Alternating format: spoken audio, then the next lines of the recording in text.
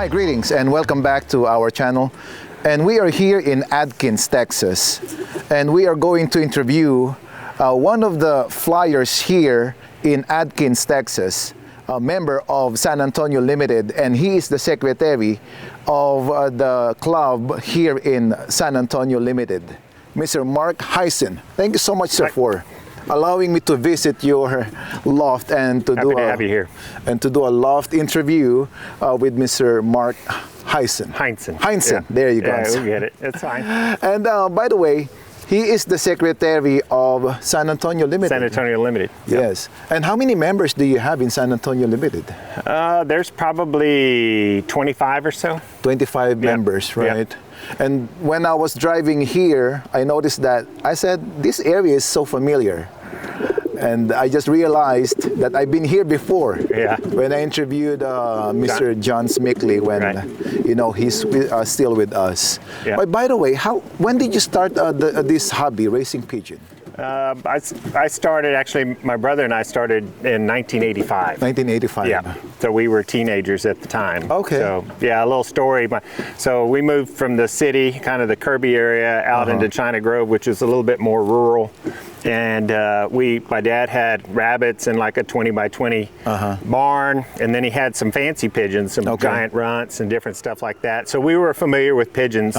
And then we worked at a Martinez bowling alley. We set up pins at Martinez bowling alley as teenagers. Well, one evening when we were working, the boy that was working in between us, Alan Thompson, him and his dad raced homing pigeons. Okay. So here sparked the conversation. Of course, we had pigeons and all of that. So the next weekend we were at his dad's house, his house, looking at their loft and all of that stuff. And then, long story short, well, there's more conversation. I think my brother at some point threatened to run away if my dad wouldn't build us a loft. But anyway, yeah, my dad built us a little 6 by 12 loft, and then we flew our first Young Bird series in 1985. So your brother really, what do you call that? Yeah, he's 3 years older, right? Yeah. So kind of like everything, I was right there on his coattails.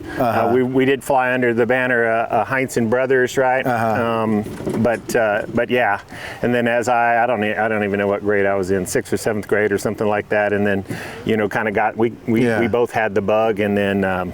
So he blackmailed your dad. Yeah. If you're not going to build our loft. Yeah, I can remember he started walking down Real Drive. He wasn't going to go very far, right? But yeah, and then, it was a big old deal. But yeah, my dad built us a brand new little 6 by 12, all open front. It was a poor construction because whenever it rained, we were in there, depending on if the wind blew, we were in there mopping the plywood floors because it got wet and all that. And then every couple of years we would get an Avery from somebody, snap an Avery on there. And then it transitioned over time. And did not get it from your dad, but not the racing pigeon part. The animals very much so. My dad grew up in the Poth area, which is very rural, and his parents were farmers, and of course they had cattle and all of that kind of stuff. And then when he moved into town, then he had rabbits, and it seemed like every birthday we were having rabbits was the meal we served the people that come over. But anyway, he had pigeons too, fancy pigeons. So that young age, you became a fancier. Were you a member already of a club that time? And that was when we joined. Was right there, I guess, at some point there in early 1985 is when we joined. And at that time, just kind of show. At that time, we were the youngest, and we were the youngest for a long time. Even when we got into our 30s and 40s, just because it's so hard for folks to get into the sport in that. Right now, lately we've had an influx of some younger guys join, which is good to see. Right, but. You don't see many kids doing it, right? So let's go back to because this is a really nice story between you and your brother. Right. So your brother is the one that really, should I say, instigated? Yeah. Well, I mean, he's the one that put the foot down. Whatever we could do is to get that movement going. And then once we're in it, I mean, it kept us out of trouble, right? Parents didn't have to wonder about where we were. We were there in the backyard with the pigeons. On the weekends, we were going to the club, doing stuff affiliated with the birds, and not getting into trouble, right? Yeah, so, that's a really nice thing. You know, but for us, and I mean, I mean, I love it. I think there's only been a couple of years that I didn't race, and that's when I went to Texas Tech to get my degree. And even when I was in Lubbock at that time, I visited the Flyers that was there in Lubbock, and I was there at shipping night and on race day, it's sitting in somebody's backyard watching birds come home because I just loved it, right? And then whenever I got back, during that time, my brother was flying solo from his own house, and then when I came back, I kind of joined up with him. So when you started, okay, he what do you call that? He blackmailed your dad. Right. Okay, if you're not going to build my loft, I'm going to run away. So your dad was forced to build it. To a point. My dad doesn't get forced into doing anything, but I think him and my mom talked it out, and it's not a bad thing. But right? honestly, as a parent, as a parent, we're realizing that I believe that they are happy. At the back of their mind, they're just not telling it. Like, this boy wants to have a pigeon. He even tried to blackmail me, but at the back of his mind, instead of asking for other things, this is a good hobby. Yep. It's a good sport, or it's a good kind of to spend their time instead of going other places or whatnot. Right. So the question is, who bought the what do you call that, the pigeon, the pellets, or the food? So back in the day, I wasn't old enough to work, but I believe my brother was already working at some meat market or something, and I can't remember who would buy all that, right? But my parents were the ones that, they would make us pay for something. You didn't get a free meal, whether it was insurance on our vehicle maybe, or something at that time, which was hundreds of dollars. Yeah, you need to be working. And at some point, which was really pretty tough on me, I had a baseball card collection, and it wasn't real valuable, right? But it was something that I loved. And at one point, I traded my collection for a pair of pigeons. Really? Yeah, they like broke my heart. I remember that day, right? And it's kind of like, okay, out of baseball cards into pigeons, right? But anyway, and then got some birds that way. My brother and I would go over and clean people's lofts to get crates, to get pigeons. Correct. Whatever it took to kind of get the supplies that we needed. Initially, they had the old STB wind-up clock, and we would rent that by week from the club to use instead of having to buy a clock outright, because obviously we didn't have the money for that. But that was an offering that the club made at the time. But were you already into pedigree that time, or just plain pigeon? And no, and right now, I wasn't into pedigree. I mean, it's interesting, right? So don't get me wrong. I've got a whole book full of pedigrees, right? And it's interesting to look at them, but until the birds do something, for me, it doesn't really matter. I've got pedigrees, and I look at it, and it's kind of like here with the birds that I have. There's like 3 main groups of pigeons that I work with, and I look for characteristics, in them, the eyes, the colors, particular colors, the body, the the vents, all of that kind of stuff. And it's neat to kind of see, different birds that come out of different matings and see if they resemble a grandparent or great-grandparent. Because a lot of the, like my families, I try to keep a long deal. I don't go out and buy birds. I like to kind of, don't get me wrong, I go out and buy birds, but I go with the families that I got and I run with those. And then if I need to introduce one, and then if somebody sends in a bird for a futurity race and I race it and it races good, I care less about the pedigree. So if I can get a pedigree on the bird, fine, I'll take it. If not, I'll throw it in the breeding loft, and the pedigree starts with that pigeon, band number, whatever, and then it'll just kind of have to build from there if he keeps producing, right? I look at a lot of the European sites that PIPA site, and they have interviews, and I read books, and there's one guy, that Andre Rudolph, he's ran one of those breeding stations there in Belgium and he said he's had, I don't know if it was 10,000 or 100,000 birds that he's handled, and he said he's yet to have somebody handle one before it's done anything and say this is going to be an ace. You just can't. You can see the things that you like me, there's particular things that I like, but it's not going to guarantee. You're just trying to put all the things, point everything in the right direction, and hope you get a good product or a good pigeon, right? Of course, but there's a certain qualities that we can see holding the bird, without seeing the pedigree, without seeing the band number, without seeing or knowing who is the owner of the bird. Right. Just holding the bird.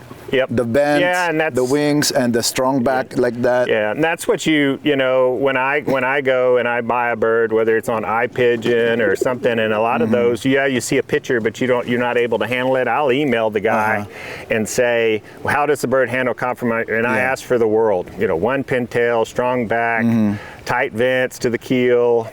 you know, and then just see the person's response. So if the person responds and says they've got all that, they're good, I may pursue it. Yes. But if they come back kind of wishy-washy on their response, well, you know, the bird doesn't have that, and I don't want to pay money for a bird, open the box, get it, and it's because I wouldn't stock a pigeon like that here. So the guy that we cleaned lofts with, Sonny Scott, back in the day, he had a I don't know how long that loft was. It was like a trailer house, right? Wow. And he had a bunch of sections, and his was primarily Jansen's at the time. Okay. But if you remember through the years, it was Jansen's, Kalia Jansen's, Mexico Jansen's, Mulemans, through Carl Mulemans. Then they got in some birds from Noel Perrin, which was a long distance bird, and generally we'd get babies from his flying team and all of that, but it kind of rotated, breed. There was a guy, Jack Sadoff, this was when we first got into the sport kind of there, and he had the Texas Night Flyers bird that came in, I don't know, several times. He was winning the long distance races because he would come in during the night. There was no day birds, the bird would come in during the night. Anyway, they had an auction for him, all his birds. I don't know if the guy was still living at the time or if he was getting out of the sport or what. But anyway, my brother and I got there late, and in any way, the birds were going way out of our price range, right? But then they had this one little hen there, no pedigree or nothing, and they said, hey, y'all want to buy this hen, $25. Okay. We said, oh, we'll take her, right? So we took her, and then we got through the feed store there that was by my house. There was another flyer, I think Billy Laskowski. He was giving some, I don't know if they were coal birds or what, to the old man that worked at the feed store. Well, we got some grizzles and some different stuff from him. And then we had this one old no-band bird. Smokey was a real dark grizzle. Well, we had gone through our birds, and I think we actually got rid of that bird because we just had too many. Well, he came back. Well, then when we bought that hen, we didn't have a mate for her. Smokey came back. We put that bird with that hen, and then I have results in here, but they actually bred us. That was the first year that we flew. They brought the 600-mile race back, and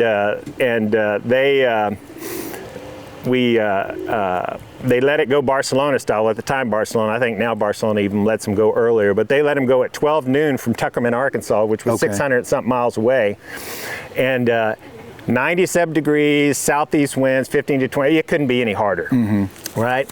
So anyway, the next day they said, well, you're not going to get any birds on, they let them go on Friday morning, then they would drive back and let go the 500-mile race on Saturday morning. Well, then that evening,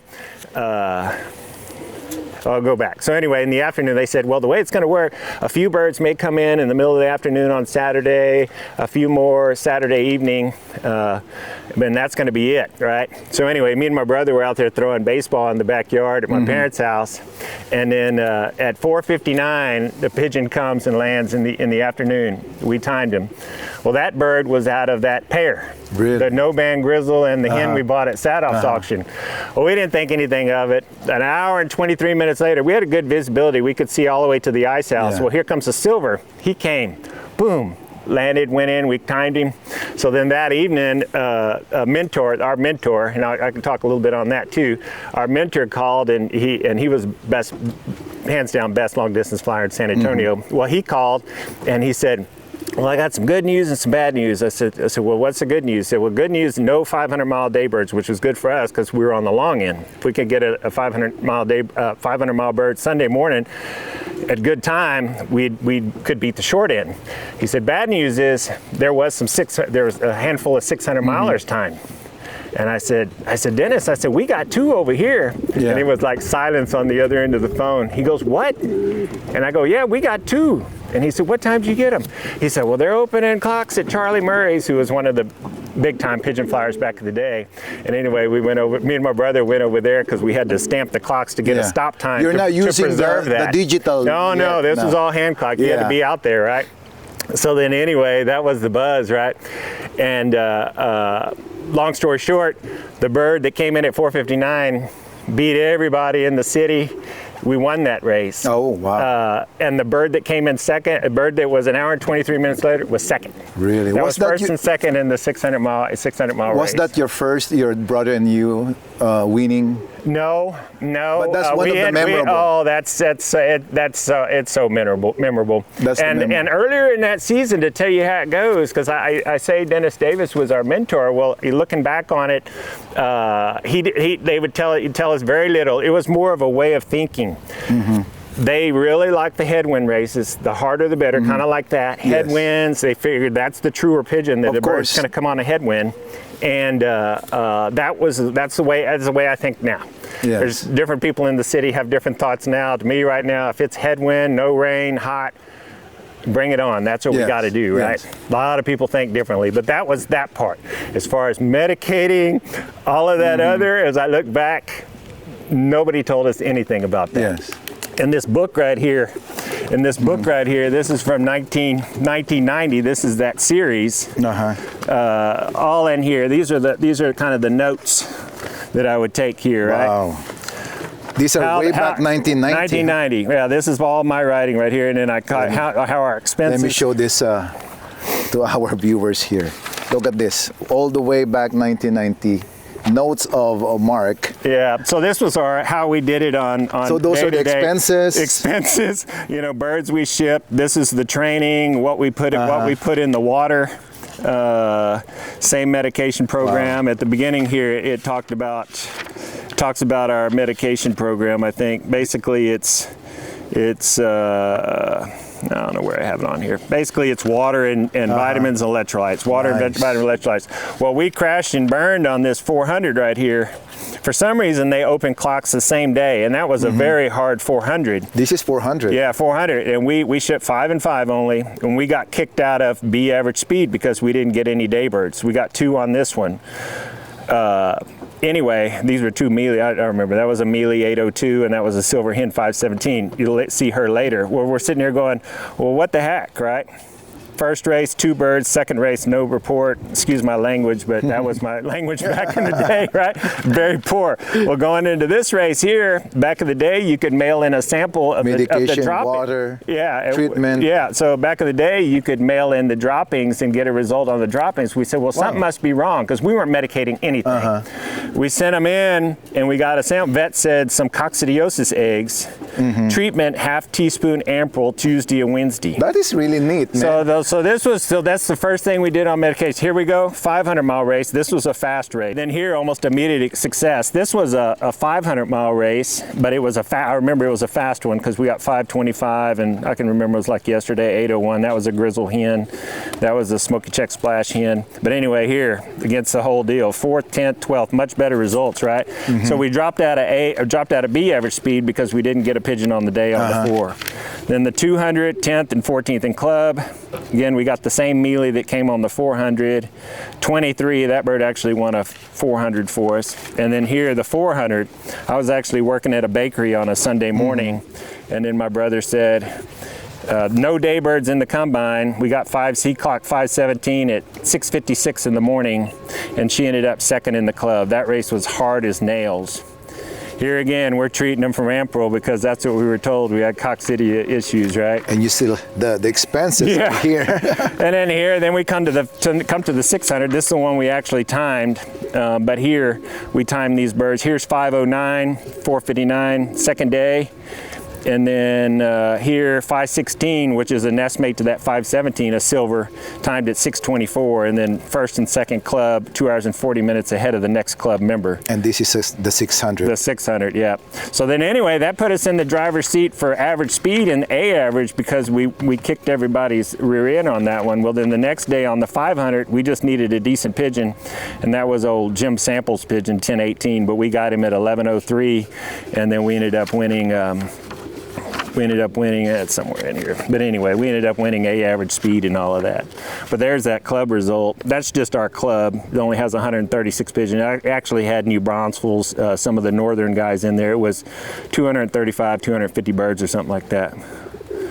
But yeah, you can see, I mean, these were all all-time flyers. Paul Williams, Butch Woods. He had the old Morris Gordon strain. Garland Winter. Here's Charlie Murray. People probably know Charlie. He had all the best Jansons you could buy in the world. And then there's Davis. That's our mentor. He didn't get one until the 3rd day at 8 a.m. So and here we are. The average speed result we got first. on the A release. But yeah, that was pretty cool. But you go back in there and then, you know, you look, because like speaking on Davis, my brother ran into his wife, it must have been a year ago, in town, and then they recognized each other. Yeah. Dennis passed away from cancer in the late 90s. And anyway, she goes, I got all of Dennis's record books. Yeah. Would you want them? Yes. Dennis, my brother said, oh, heck yeah, all right. So anyway, he met up with her at some point after that, and he got the record books. And I mean, you wouldn't believe some of the, you know, the stuff that they were doing, you know, already, the double widowhood. I mean, he was kind of beyond his time with some of the stuff he was doing, but the medication program and all of that, we weren't doing any of that. Yeah. So, and then, so this evolves into this. I just brought these out here. Yes. But this basically from 1999 all the way to this Red Book's present day. But it has all of my notes and stuff in here. So that's just something I enjoy. And then also, you know, if you have a race with certain conditions coming, you can kind of look back in your notes and say, well, what did I do the week in preparation for that? So now you are doing vaccinations and everything, especially for pox. And, yeah. Well, in South Texas, I think pox is important. I experimented with that about 4 or 5 years ago. As one of the flyers says, "Oh, I haven't been doing that." Well, shoot, I got it in one pigeon, and next thing you know, I had it in 10 or 12 young birds, and I said, "Never again." But yeah, pox vaccination, and then now the most important thing, especially for young birds, is to try to get that PMV vaccination that has the rota. The rota is important because since we've been using rota the last 3 years, the PMV with the rota for the young birds, no young bird sickness. With your mentor, your first mentor, what is the most special or important thing that you've learned from him? That you still keep on using that kind of knowledge up to now? I think it just goes back to the, you know, valuing the long distance and the tougher races. I mean, that's just the main thing. That's why I said it was more of a frame of mind or a way of thinking rather than coaching through it. Now, Dennis would take me over there and he'd have six birds in a crate, and he'd say, you know, tell me which one you like the most, and shoot every one of them. Back then it just seemed like, what are you looking for? Because they all kind of handle the same. But I think just that way of thinking, right? Yes. And to me, I think the more honest pigeons come on a no wind, headwind type deal. You get a tailwind 15 to 20 miles an hour. You may get some good ones, your good birds, it's done well for you, but you'll get some birds that's been bottom, and all of a sudden they'll show up on those days. How do you motivate the birds though? For the race, how do you motivate them? Are you racing widowhood, those kind of stuff? Yeah, so old birds, I keep them pretty much, I call what, like last year, I kind of experiment with that. I do all my experimenting on old birds because they're a little bit more tolerable as far as losing them. Unless they're dead, they're pretty much going to come home for the most part. Young birds are a little bit more fragile. You make a mistake with them in feeding, training, inclement weather, and you can drop a boatload of them. Yes. But like all my experimentation comes with these. But to get back to that, I mean, basically I fly hens and cocks separated. I don't have no other way. I got to be at work at 8 in the morning. So like old birds is easier for me. I'll take them to my work, which is off the line of flight, about 23 miles. If I need more time at lunch, I'll take them up the road and try to get a 35-mile toss on them at lunch. Again, the wrong direction. But it's more about time on the wing for the old pigeons. And then when they come home from the training, they're in here together until I get home from work, and then I'll kick the hens to their side, and then they'll stay apart until the next. It's not the ideal system, but it works for me. Now our old birds, we took the didn't fly 500-mile last year. We don't have a 500-mile race so far on the schedule this year. So I mean, it's getting set up. There's more short middle distance races just because less people fly in old birds. We don't have any type of fraternities drawing any people that like the fraternities in there. So for cost reasons, we keep the schedule shorter and the distance is shorter, which hurts that type of pigeon, which he's distance bird. I got him last year on the last race, the hard 4, when a bunch of people were begging for a bird. What is the strain of this? He's old San Antonio line. He's part Johnny's old 500-mile line, his 1044 line, and also out of Fred Munster's champion bird. Yeah, I heard about lots of things about Fred Munster. once I get to like a 400 or 500 and it shows headwinds and heat, there's no use sending my faster lines to a race like that because they're not going to do anything. But which one is easier for you to do the race, young bird or the old bird? Old birds, just for the fact, young birds, I think it's important. It's almost mandatory when you start out in young birds. Luckily, when I start training young birds, like late July, early August, sunrise is like 7 in the morning. So I'm absolutely exhausted after young birds because I get up real early. Yes. And in order to be at work, I got to be wherever I'm going to be at. And then you pray for a clear day, but I try to draw a line from my house to the first race station and try to stay on that line as much as I can because it's important for the young birds to know that. Correct.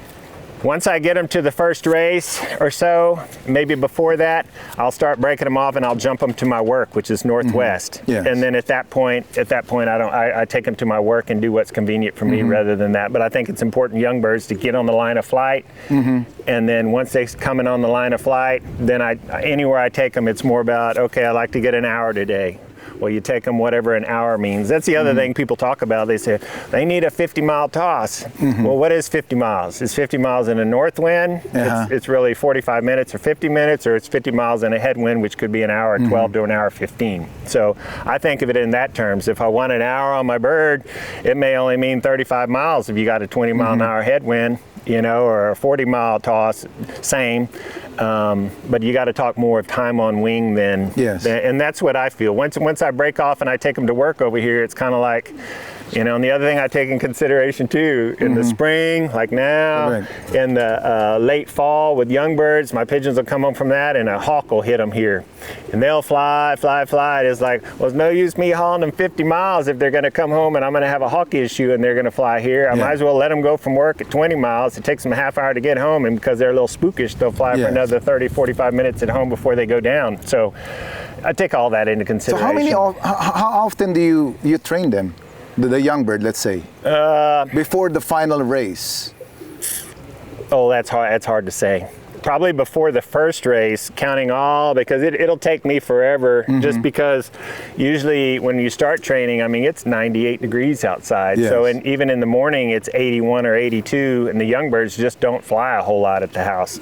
So I'll take them small, mile, 2 miles, 3 miles, 6 miles, not beyond their endurance level to make sure they come back. And then, so I mean, they're probably 40 to 45 times before the first race, and I try to get them 100 miles, and usually for the 100-mile race, I'm on the long end, and it'll be 100. My air miles will be like 120 miles from the actual 100-mile race. So at least like twice or thrice a week. Oh yeah, something like that. Yeah, early when I'm doing it, I mean, they go every day. Okay. You know, because fortunately I go to work that way. I'll just drop them off as I go. The short, and then old birds, and these guys here, all I'm doing like today, I've got them out. This is only like their third time they've been out, just loft fly. The big thing right now is the young birds flew out of that loft, so you can see those guys hanging out over there. I want to make sure that they know to find their way back into this loft. Here. And they're knuckleheads. Some of them will stay out there till right before dark, and then they'll fly over here and win in. This is their third time out. But that's all I'm trying to accomplish now. I've already seen them before you came. The whole group was up there flying and all of that. So whenever I'm ready, I can already start taking them 5 or 6 miles, and then within 2 or 3 tosses I'm at work, which is 23 miles, and they'll get anywhere from 30 to 35 minutes there, and it's a piece of cake, you know. And then I leave some feed in there for them, take them to work, come home in the evening, separate them, or actually at the beginning I'll be training the hens and the cocks separately. And then as I get close to the races, I'll start letting them come home to the deal. Last year, I didn't even mess with getting them down on eggs or any of that kind of stuff. Sometimes the biggest thing you can do wrong in pigeons is not overfeed them. You don't want them to be too fat. Of course. But you got to find that happy medium. You got to give them enough energy to where they have enough weight, not too much weight, but they have the reserves.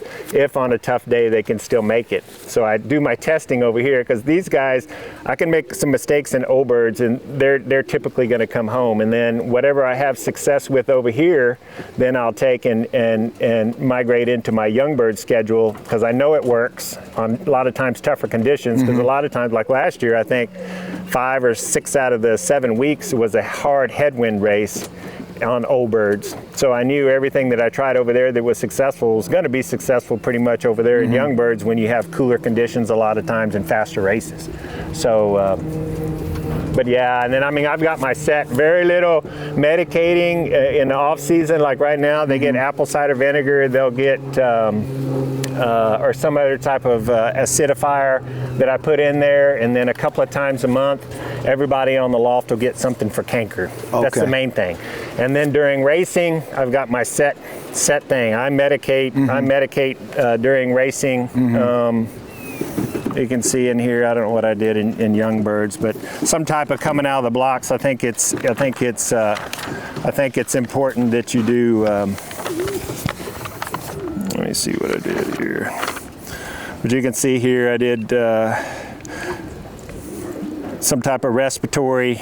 Usually always something for canker, but I like the 5-in-1s, like the one from Vita King, the 3-in-1 from Global Supplies, but it's all canker, coccidiosis, and worms. I mean, your two biggest culprits are respiratory and canker in racing pigeons. But off season, like I said, don't give them anything except for the canker treatment. But then during racing season, because they are commingled with other birds, if it's a tough race, they may go down to a tank, drink some funky water, and just so they don't pick something up. And then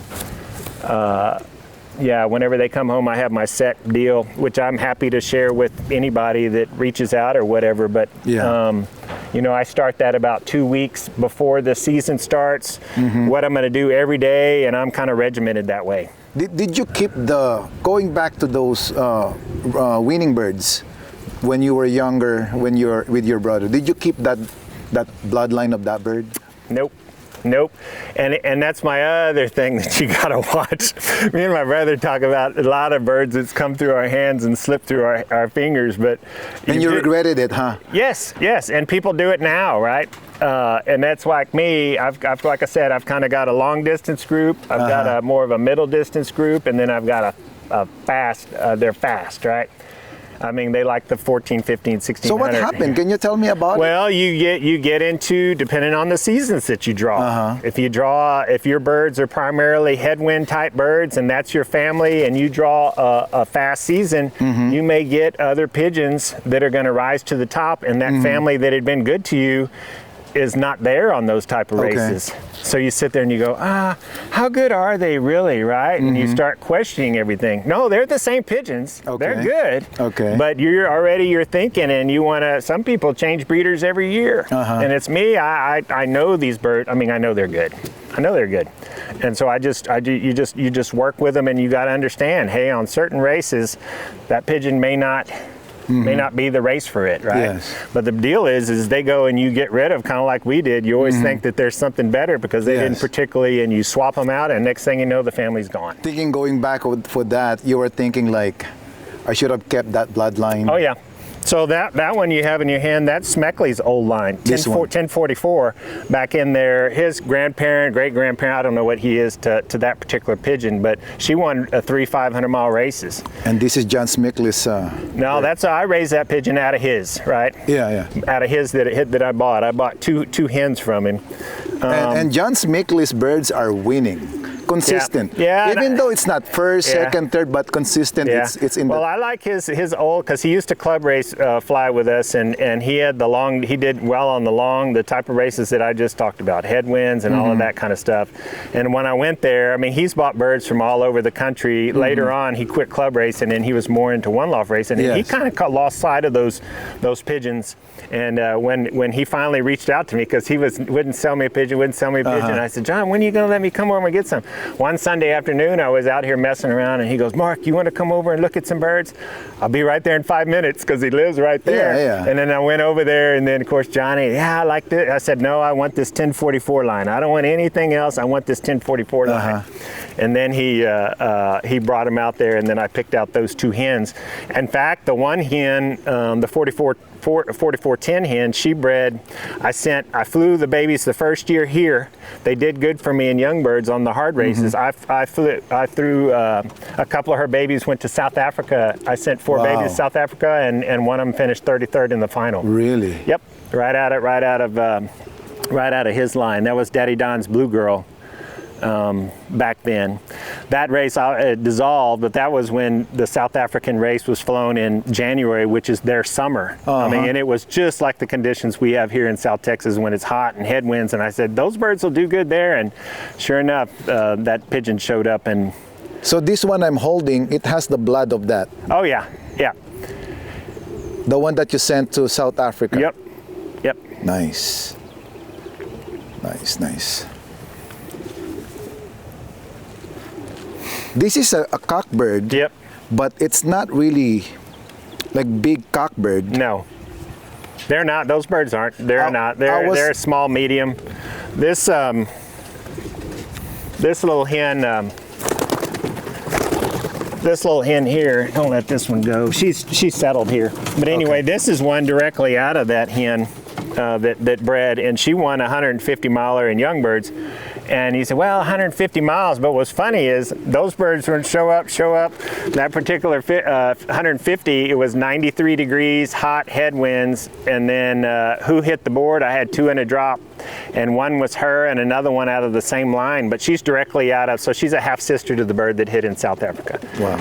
So that hen's 10. The daddy is actually that Fred Munster champion bird, which is also South Texas stuff, flies real good in these conditions. This has the blood of Fred Munster's. Half, and then half that 4410 hen. Really? So that's out directly. So she's 10, she was 10, her mother's 10 this year, and her daddy is 12. So yeah, I flew 7 straight out of that pair of the last 2 young birds. They went last 2 young bird series. They went every race in young birds. And I only ended up losing one, and I had 1 winner each year. But and I stocked all of them just because the parents are that. And I think that blood's valuable. You know, I'm going to cross it on my speed birds. You know, make sure that they have try to get the little bit of toughness in there. But that's also an experiment too. So what do you consider, for example, okay, the physical quality of this bird? Can you show us to our viewers? So when I get her in her hand, I mean, the thing that I'm looking for is obviously, I mean, she's got super tight vents. The vents, you come right off of the keel and her vents are right there, and they're tight as can be. Correct. Her back, a strong back. Doesn't necessarily have a 1-pin tail, but not too concerned about that. You spread out the wings. She's got good ventilation on the last flights. I don't know so much. They talk about a box step. They talk about them being even. I don't know, right? There's just certain characteristics. One thing with this family, and again, it's just things that you enjoy when you look at pigeons. This family has it's a noticeably shorter forearm versus my other pigeons. Is that why they come on longer races? I don't know. The other thing about these birds is when you get them in direct sunlight, their pupil dilates to a pin. Let's show that. And I don't know if you'll be able to capture it with our sunlight today, but their pupil dilates, and that's something, you know, tight vents and the pupil dilating I think is very, very important, especially on bright sunlight days. Like that.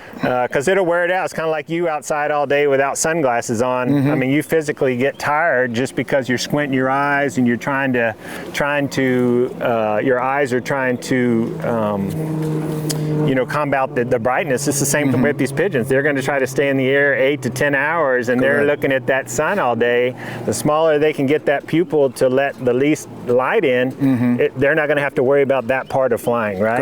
Correct. So that's one thing. I don't worry. I'm not real worried about backs, especially now. Old birds is kind of less. I do old birds again to continue, you know, trying out my pigeons, but it's more and more becoming a young bird game. So And one of the things I participate in a couple of them is the one loft races, but I think, one thing, I want the tight vents back. I just don't want to back a weak back to where the tail hits me. If it's level, there's not much rump, I'm not too concerned. Give me the tight vents and send them to the race. But a typical South Texas pigeon is this here: strong back, tight vents. When you send birds to the one loft race, do you consider different types of strain or birds?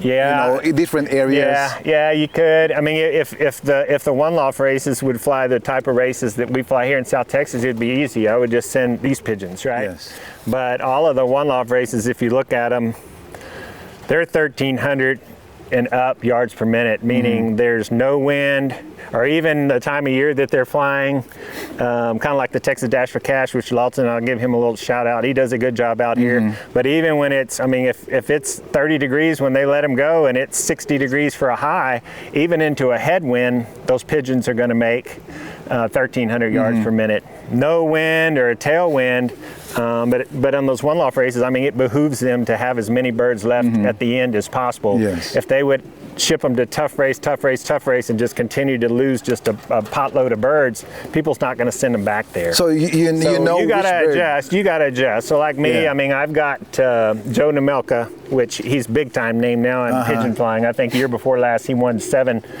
equal first in one lofts. Well, I bought a pigeon from him back in 2012, and then I haven't talked to Joe. I don't know Joe, haven't spoken to him on the phone. Back in the day, I would just email him. I believe he's from Utah, right? Yes, he is, yeah.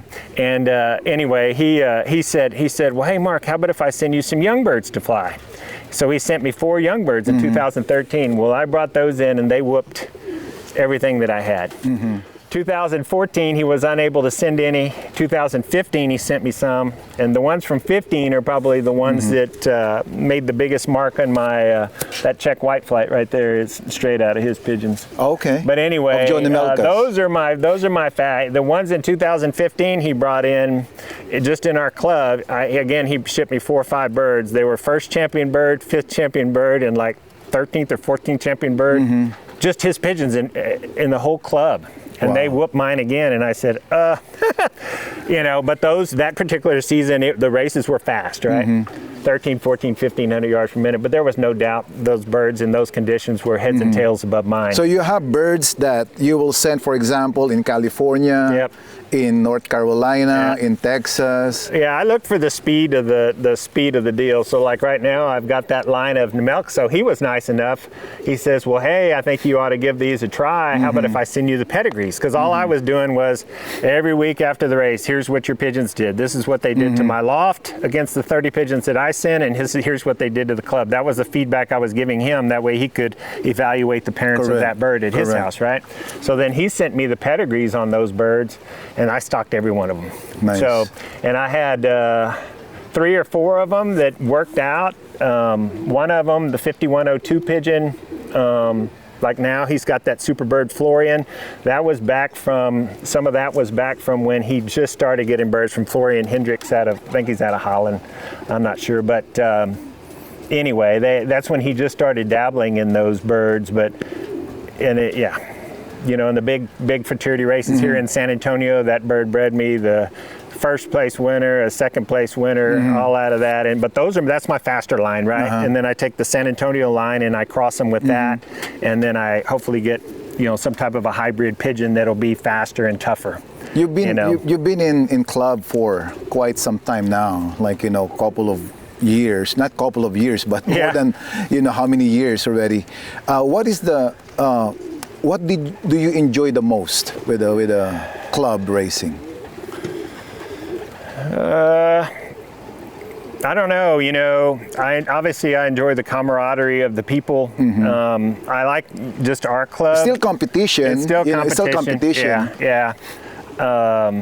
But the camaraderie, also, seeing your birds come back home. Well, I was going to say, but I didn't want to be that guy, right? But I said, the most I like about it is having my chair right over there and waiting for the birds to break the tree line. Oh, yeah, I like that. You have that that gazebo. Gazebo there, and you're seeing here. Yeah, so I sit here, and a lot of times, my wife will come out here and join me and stuff, and then we sit out here. And but even though now we're automatic, timers and that, I'll still sit out here. If we're not going somewhere, I'll sit out here all day and watch even the late comers come in, because I just like to. Every time one breaks the tree line, you kind of get an excitement to you, and that's the reason that I do it. Yeah. On a larger scale, we fly against hundreds of birds in our club, and I want to, on this, kind of like I told you, the South Africa, I did that in like 2016, 2017, and that was like crazy doing that. You wake up at, I did Victoria Falls, again, like around 22 or something like that. I sent bird to Victoria Falls, and I had a very good pigeon in Victoria Falls too that was Nemelka's line. But it's on one thing here, so I'm not an athlete, right? I'm not. There's nothing I can do right now that'll put me against the best pigeon people in the world. Pigeon racing, I can do that. Okay. Send to South Africa. I don't know the names. Humans, Koopman, Gaines, obviously over there. Klaas is flying. Any big name. I'm not gonna be able to. I'm not gonna be able to do that here, right? So that's one thing. Like from club racing, I do this kind of, and then I want to do that. I asked that question because, as we all know, one love race is getting bigger and bigger and more popular than the club racing. And we would like to encourage people also to stay in the club racing. Because if you are looking for emotional support leisure, you know, club racing is the answer. And this right? You come out here, you turn the birds loose. During the week, especially in the wintertime, it's hard on me. I usually leave in the dark, come home in the dark. But on the weekends, if I'm not doing anything, I'm out here exactly what you see today. Have some birds flying around. I'm going to the coop.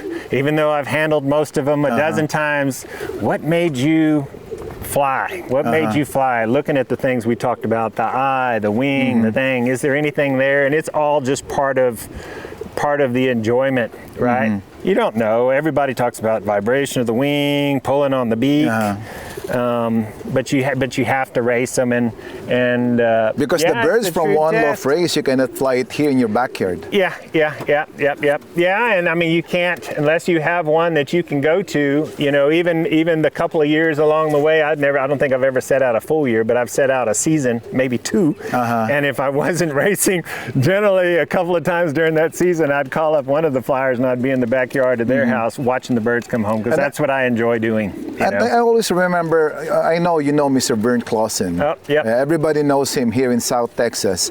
What he said to me is like the enjoyment of this sport is it starts at the backyard. And you're going to show us your loft, your breeding loft, and some of your birds, right?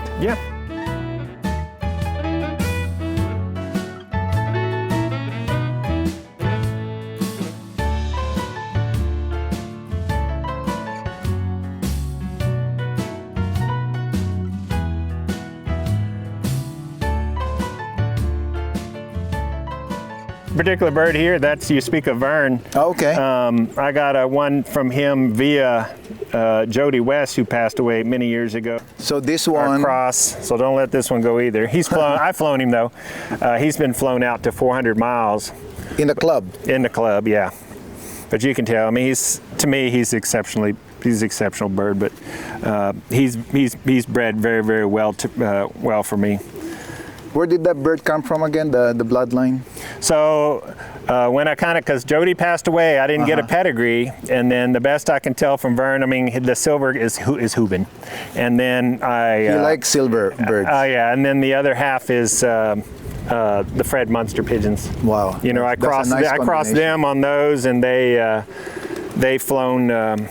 They've flown good for me. So this is part of what I call the middle distance group, and out of that, my brother has a couple over there, but typically the cocks are silver and the hens are smoky blues. That's one of the sisters there, number 6. I raced her too.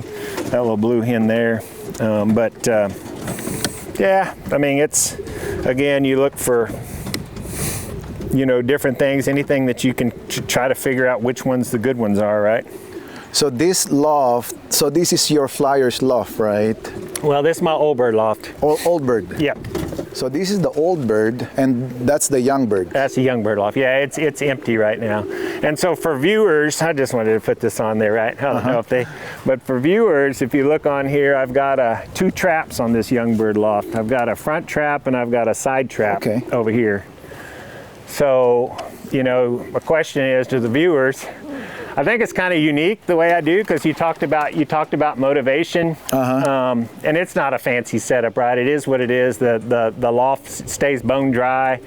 I've done so many things, added the turbine, different things to try to figure out. Are you facing south? These lofts actually face like east-southeast, so they're not ideal. But I mean, I've kind of manipulated and worked with the ventilation within. Yeah, I can see the top of that. You have that. They work for me. But anyway, something that's a little unique what I do, again, because I work, I'll let the viewers wonder, why do you have two traps into one loft? Well, when they're hatched or when I get them and when I wean them, I try to make my best guess. Is it a cock or it's a hen? If it's a cock, it goes on this side and it'll use these traps. If it's a hen, it'll use that side and it'll use these traps. Pigeons are very, very smart. So from the time that I start letting them out, they come into the settling cage, the cocks do on this side, the hens on this side. Well, it keeps me kind of like my old birds over there. I haven't figured out what I'm gonna do over there yet, but when I'm training these birds, I'll let them out, and when they come home, the hens will go on this side and the cocks will go on this side. Well, later on in this year, when say like a couple of weeks into the season, on Friday evening, I'll start opening that door and I'll let those cocks and those hens mingle, and you'll get boyfriends and girlfriends, and girlfriends. I'll go in there, crate them, they come home from the race. So I'm flying like an open door widowhood, but it helps me during the week because I can train both sexes. They come home, but they'll actually trap into their separate sides. So most people, if you're retired or if you're in Europe and you're a professional flyer, they'll train them, they'll come home and they'll have to separate the sexes kind of like I do over there for the old birds. But here, the cocks will trap in here and the hens, so I don't have to worry about them burning kind of that fire during the week, which I give away a little bit on my old birds over there, because right now I haven't done the same thing, but it's a very, very good. And typically, you know, like the fraternity races that I've won, the race I've won this year comes from those birds. They're a little bit more fired up, and they so have we can that, see inside, right? Boyfriend, girlfriend, yeah. So these are the young birds. Yeah, there's no pigeons in there because I don't have any young birds weaned yet this year. Okay. And of course, you're the one who built this, right? Actually, no. No. Neither one of these. This guy here was Mike Haynes. He passed away a long time ago. I bought this loft. Okay.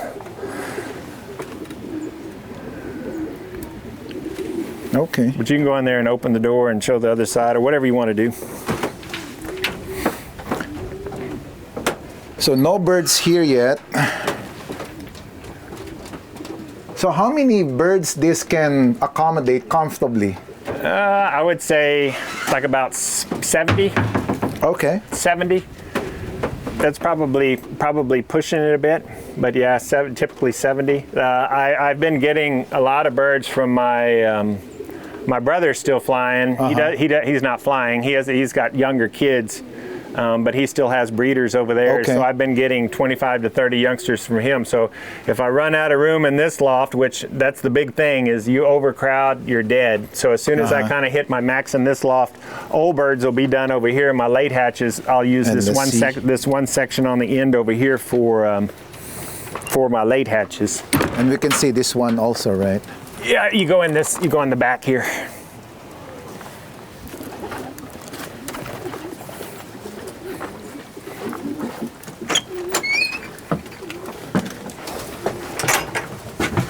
And you also use droppers. Yeah. Well, I only have one in this loft. My other two, Hawk got them. But in the other loft, I have some interest. I don't know what breed they were. I got from another guy, but I've got 5 like frill back type birds that I use in the other loft as droppers. And these are the old birds, right? Yes. Some of them are 2024 models, 2023 models, 2022 models, 2021 models. Yeah, I think pretty much maybe the oldest one, maybe 4 years old. Maybe there's a couple of those in there. And then the other side, that one is also. Yeah, these are the girls over here on this okay. side.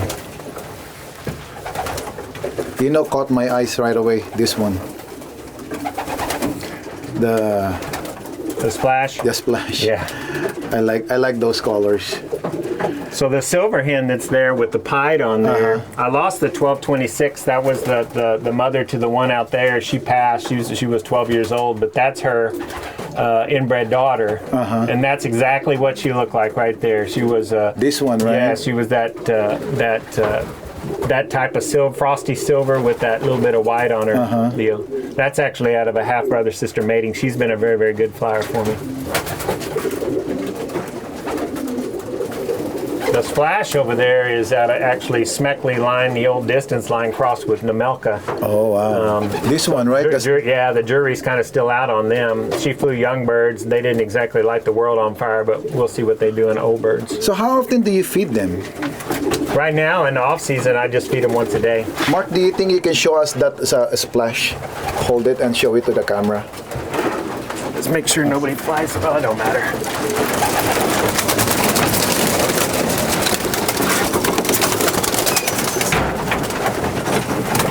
Kind of the same thing, right? So what can you tell about this one? It's got all, I mean, just grabbing it, I mean, it's got all the characteristics I look for. But again, very, very, very strong back, almost a one-pin tail, vents tight to the keel, wing. I want to make sure that the wing, even when outstretched, stays overlapped over the back. So that way wind's not passing by. I like these feathers here to extend a little further out. Well, where she's at is fine, but I mean, that's just one of the things that you look for. It's a hen, of course. These are hen, yeah. Let me make you as a cameraman. I'm gonna hold it, if you may. Okay. Let me hold it. Let me show you. There you go. I like the body. It's like, Yeah. I call it hamburger. It's like flat and kind of semi-apple body. So the daddy to that bird is 650. He's out of that Smeckley line. He's actually out there in a crate. You can handle him. But I think he's exceptional. He actually was the daddy to my two best O-birds last year, 151 and 128. Funny story about 128. I liked her mate. She was mated to a Nemelka cross male, and at the end of O-birds, she laid, and I said, you know what? I'm gonna let them raise those, hatch those eggs. They ended up being like middle of June hatches, and I flew those two babies in young birds, and they hit 5 times. Wow. 5 times in the top 20% out of those 2 late hatches. So you know where that pair of pigeons is now? They are now not O-bird flyers anymore. I moved them to the breeding loft, and that's a weird thing. You know, I like. Well, 128 flew very good. She was the line. She had the great pearl eye that comes out of the Munster family, and then the cockbird is down from Superstitious from Joe Nemelka fame, and but anyway, I like the mating, and then their babies flew, and I'm sitting there going, man, you don't have breeders do 2 for 2 like that. So anyway, I'm going to try them and see what they do when I get 6 to 8 youngsters out of them. Do you use this to breed birds? No. When I bought the loft, they had those in there. So sometimes if I'm doing widowhood and I'm letting them get down on eggs, I'll open those up and let the pairs go in there. You know what I like with this design is like he tried to utilize all the space. Yep. Yeah. Yep. Yeah, they were hellacious. Well, you know, Johnny, heck of a carpenter. All those lofts he built, I guarantee you he had a hand in this one, because the old timers, Don Newberry, Johnny Smeckley, the Haynes loft, my Youngbird loft, I guarantee they all had a hand in building those lofts. And I'm amazed. They are solid. I'm amazed with his loft. Yep. Especially the water system. They're all of theirs they built with the pans. Mine's kind of dirty under there, but they had pans in there, and actually the pans would catch it. I've still got the trays back there, but for South Texas, as hot as it is, I like the airflow better with just the open floor. So I pulled the pans. I hadn't had pans in there for years, and I just let it fall to the ground.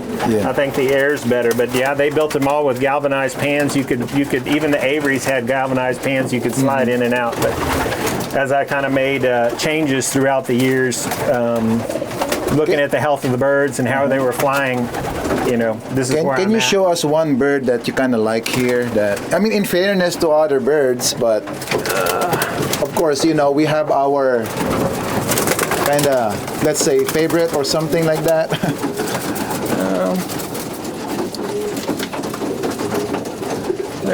Where's that girl at? Well, this one here is 1235. She was one of my better young bird flyers. She got a pretty strong back too. She's down out of that Smeckley line. She hit five out of 6 races in young birds. She actually, on the fraternity race, she came with the winner, but they flew and flew and flew, and she ended up 3rd. But she's down out of Smeckley line, crossed with the Munster line. Kind of the same thing. I mean, strong back, vents, wing. She's got that orange eye I was telling you about. Probably if you take it outside, well, I know I've had her outside. It dilates way down to a pin size. And I mean, I just think that, again, it's just something else you look at, along with the beak pull and all of that, right? And the vibration of the wing. It's things that help you enjoy the sport. I don't think there's one factor that you can say is they've got to have this or else, right? Kind of depends on the speed of the race, but I mean, that's what you are as a handler and as a fancier. You just try to tailor what you're going to have. You want to be proud of them and tailor them towards characteristics you feel like, you know, make your best guess at which characteristics you feel like are important and breed that way, right? And then not until you ship them out to the races and see them come home and which ones are first.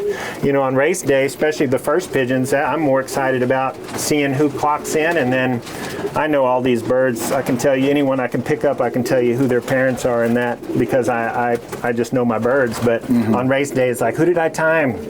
And it's like, why did they show up today, right? Was it a motivation? What family was it? Blah, da, da, da, da. But it's all part of the enjoyment of the sport, right? And you're going to show us your breeding loft, right? I don't have a loft. I mean, I have some real fancy pins out there. I'll show you. They're not fancy. That's a joke. But anyway, so this is my, I've got some breeding pins here. A couple of here. So this one, you also use this as a breeding pen. Yep. And you have already some. Oh, I like the color of this, man. Yeah, that's actually, that's one of the other lines. I've got just 3 or 4 of those, but that's Rocket Super Champion. It caught my eyes right away. And the hen, the splash hen there, that's Nemelka. That's right out of 3058, who, of course, back then, do you think you can show it to our viewers, if you don't mind? Which one do you want to see? The barless. It's kind of barless, right? The slate? Yeah, slate. Call it a blue slate. Blue slate. Yeah. It's not really totally barless, though, right? No, I call him a check slate. This is out of Rocket Super Champion, mainly Super Champion. Anybody that knows the that code blue that Tilson flew out of One Loft fame, that bird's number I think was 1177 or something like that. Well, the mother to this one's dad was the nestmate to Code Blue, 1178. Actually bought the pigeon through wire back in 2012. That was back when he used to put on there, handles cherry, was very nice handling pigeon. And anyway, I bought her, and those have been great additions. They're fast pigeons. That's the main reason I keep this line. They do better at the 14, 15, 16, 1700. Actually, this line was half of the, along with the Nemelka, was half of the pigeon that was up to 11th grand average in Victoria Falls in 2022 or whatever it was. That was against 8,000 birds. So this came from John Nemelka? No, this one here is a Rocket Super Champion. Oh, Rocket Super Champion. The splash is out of his line. Okay. Yeah. The splash is out of 5102 and 3058. May I hold that one, please? Yep. And you call the color of this is slate? Check slate. Check slate. Yeah, you get blue slates, which is more like a blue bar. And this is a pearl eye. Yep. Nice. This is. He didn't race. He was stock only, because he's actually inbred. His mama put back on his son, and his mama was already double inbred super champion. So nice. I don't know. It's the first time breeding out of him. I got him and his sister that are bred that way. You'll update me what happened to the babies. Yeah. Yeah, they should. Well, we don't know, right? That's why we put them together. Because that's the first time you said that you're breeding that. Out of him, yeah. Now his mom's bred the original. She's gone too. She was a... That one is the Nemelka. Yeah, this is the Nemelka. So back in the day when I was dealing with them, Josephine was one of his better birds. She was actually Van Loon and something, but she's out of a daughter of Josephine, which was 3058. See that vibrating already. And yeah, you can kind of tell, right?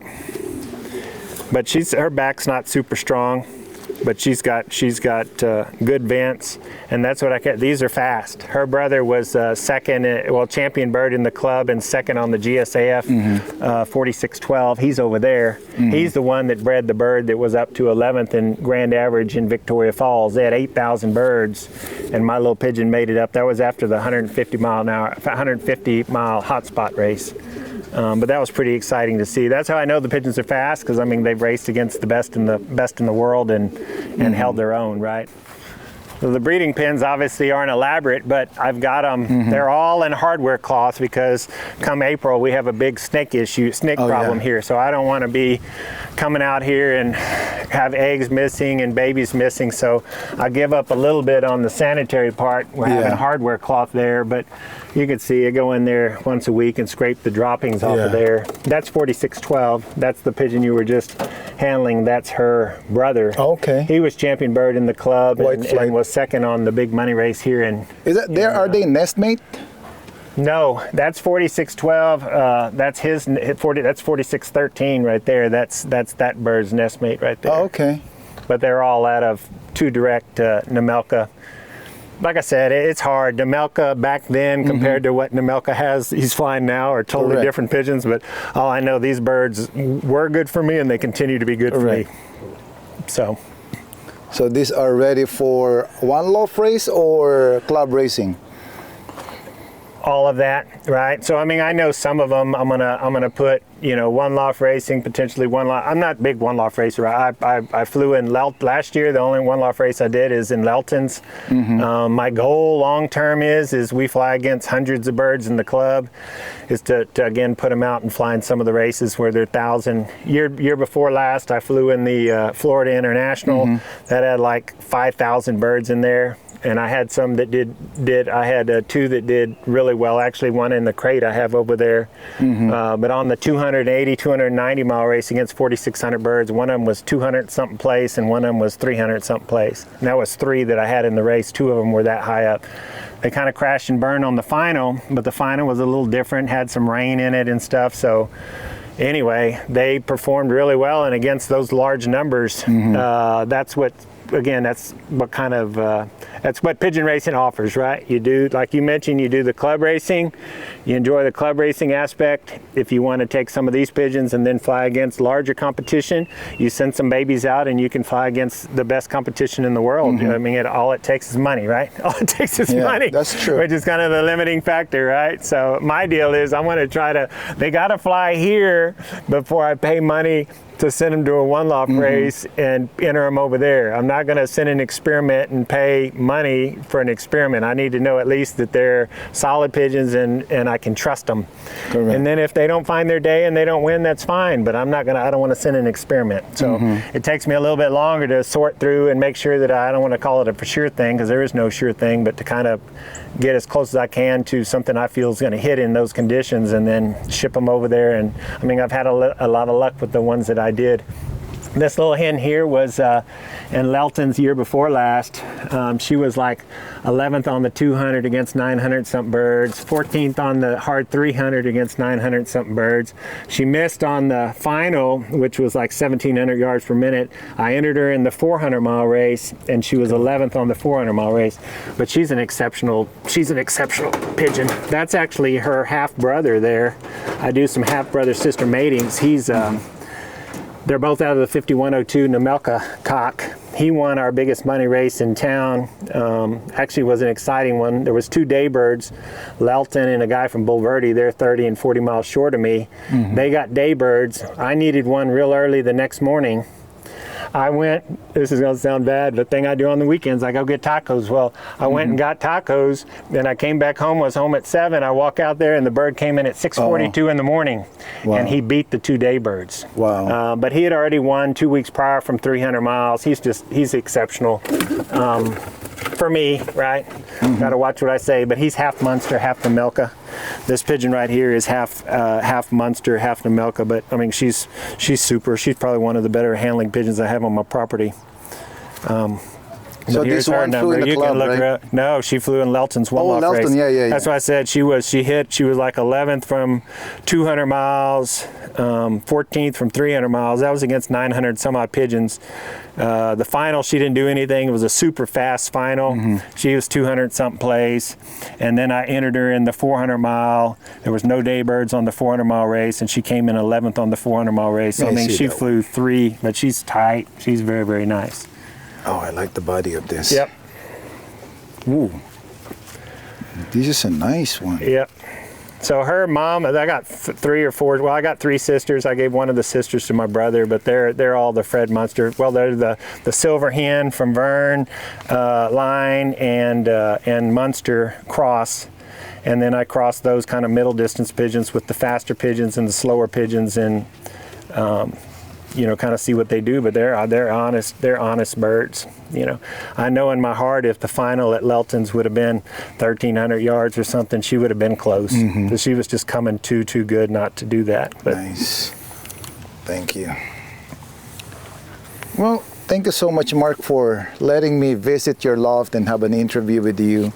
Sure. And invite our friends, to join the club. And what can you tell about the new flyers? What is your advice for them? I think just listen. Hopefully everybody is sincere. I know if you ask me questions, I want to be sincere about my feelings about races, about medicating, about training. But just try to heed the advice, right? There's still people, because people are, I know, like back in the day, if Dennis Davis would have said, here's my whole program, Mark and Darren, this is what I do, we're simpletons, I guess. We would have took that straight home and started doing it. Yeah. And still sometimes now you give folks, exactly what you're doing, and it's just the human in us, right? It comes out, and you always think that even though you haven't done anything yet, that your way is better. But try to take that advice and use some of it and sift through it and try it. And then hopefully everybody shoots straight with you, on that. But yeah, that's it. Try to go to somebody that's got quality pigeons and start off. You've got to have quality pigeons. You've got to know how to keep them healthy. You've got to have quality birds, and you've got to spend time with the birds. Like I mentioned here, there's not a bird on the property here you point to and say who that's out of, and I can tell you who the parents are without seeing a band number just by the way that it looks. Not that you have to be that detailed, but I mean that's just part of the thing that I enjoy. Correct. And I have some success in the sport, and I think part of that is doing that is contributes to that, right?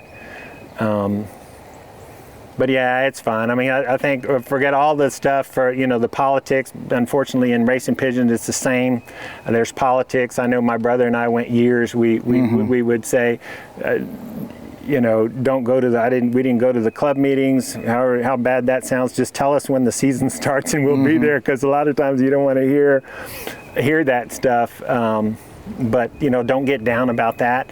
I think now, hopefully, everybody, we've got some level minds and can talk through issues and hopefully find schedules and situations to, like especially for San Antonio, when you kind of got pockets of groups, 15 or 10 guys here, 15 or 10 guys here. What does it take to get all those flyers to fly together? And to get a good amount of birds on the road, and then also get that good competition where you can continue to have the camaraderie but also test your birds. Thank you so much, Mark, for your time, and thank you for giving us this opportunity. Yes, sir. Have a good day, sir. All right, thanks.